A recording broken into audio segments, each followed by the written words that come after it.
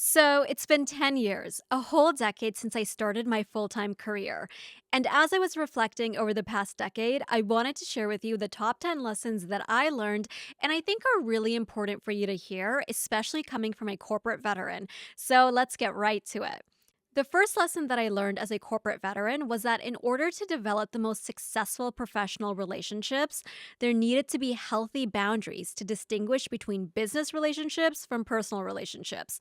Now, I know what many of you are thinking, that you have many personal friendships from work. And to that, I say there are always going to be exceptions to any rule. And what I have mostly found to be true is that when you cultivate professional relationships that respect the boundaries of your personal time and energy, you are able to just focus on the business aspect of what makes your work relationship a win win for the both of you. Now, this does not mean that you and your colleagues do not stay connected.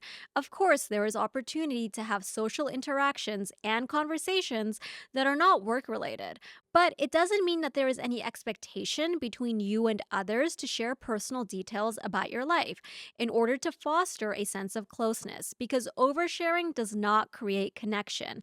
And connection in the workplace is, in fact, created through consistent actions that show someone you are thoughtful in terms of the way that you engage with them and the way that you deliver mutual value. The second lesson that I learned as a corporate veteran is that if there's a will, there's a way. You can get past gatekeepers and get to the source of the information yourself. Let's say you've heard by word of mouth of an opportunity or a special program that you want to be a part of, and you're waiting for someone to get back to you with the details, and yet you still haven't received the answers you're looking for. In this case, you simply need to get to the source of the information yourself or find others who have more proximity to the information and are willing to share with you.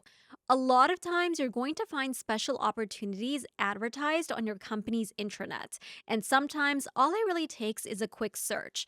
The key point here is that you are not always relying on a single person to get you connected with what you need. And the best way to know about opportunities before they even materialize is to reach out to those who would have visibility to the pipeline of what's coming up to see if you could be a potential fit.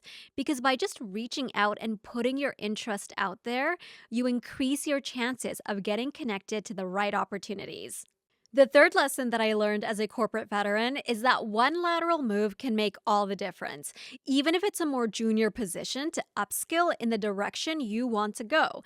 Never ever think that you are starting over when you decide to change direction. And I can truly attest to this because you are, in fact, starting from experience. And that experience is going to help you accelerate in the direction you're going. It is not going to take you as long as you think to get back to where you were before. Sure, you might need up to a year to adjust to a new area of expertise or an industry, but beyond that, you've essentially realigned yourself to a career path that resonates more with you. And that is the ultimate win from a lateral move. It is not upwards advancement, rather, it is internal alignment that builds more of your self trust and maturity to realize that taking a step back is not regressing in your progress. It is simply the training period that is required to go even faster in the future. The fourth lesson that I learned as a corporate veteran was that one of the most visible ways to differentiate your personal brand from others was through the way that you dressed. Stepping into your power in the corporate workplace literally starts with the way you decide to physically show up every day, because your corporate wardrobe has the potential to attract opportunities in the workplace without you even having to reach out for them. Because people are curious about those who show up differently than others. In fact, we assume these types of people to be more senior than they actually are because the right clothing has the power to give you executive presence without you actually having the title. I encourage you to take some time to build a corporate wardrobe that is professional yet still authentic to you, because this is what will allow you to differentiate yourself from others as soon as you walk into the office. The fifth lesson that I learned as a corporate veteran was that growing your network was as easy as being the first person to say hello in the hallways. You should never underestimate the power of a simple hello in the office because you never know what opportunities you will have access to as a result of connecting with someone new in the workplace. And just think about it. We have all been in that situation where we see the same people in the elevators on our floor, and yet no one is introducing themselves. This is exactly the opportunity you need to take. And it's so easy to go up to someone and say, "Hello, we seem to be working on the same floor, but haven't yet formally met." And right there, you're kickstarting a new connection. So have the courage to initiate the connection with others because most likely the other person is thinking the same thing. So you might as well give someone else the opportunity to get to know you too. The sixth lesson that I learned as a corporate veteran was to simply ask for the things you wanted. Because when you express your interest for something, you make it known that you are a potential candidate to be considered for whatever opportunity it might be. Even if it is initially a no, just getting your name out there can make all the difference. And I have experienced this so many times throughout my career. And I especially remember this one time when I was really interested in being a facilitator for a week-long training program for new junior staff. And I remember reaching out to the organizing team. And if I recall correctly, they had initially told me that all of the facilitators were already selected for the program. However, a couple months later, they come back to me and they tell me they did, in fact, have a spot available in the new year, which of course I took. And so, what was initially a no eventually became a yes. But you will never know what opportunities you can have access to either immediately or eventually if you do not make it explicitly known that you would be a great fit for the opportunity that you really want. The seventh lesson that I learned as a corporate veteran is that not everyone is going to give you the external validation for the value that you bring. So you really have to know who you are and what you're about. Because here's the thing, professional success is not equivalent to the level of self worth someone needs to possess in order to shine a spotlight on you. And unfortunately, some people might not even want you to know just how valuable you actually are. So even when you have delivered excellence and there is silence, you can't let that silence create self doubt in terms of the value you're creating for everyone around you. So you must be able to affirm for yourself that you are valuable, that you are excellent at what you do, while at the same time acknowledging that you're continuously on a journey of growth when it comes to your professional development. And at the end of the day, just remember that you can still be valuable and excellent without being perfect. The eighth lesson that I learned as a corporate veteran was that you already have the autonomy to make your work life easier.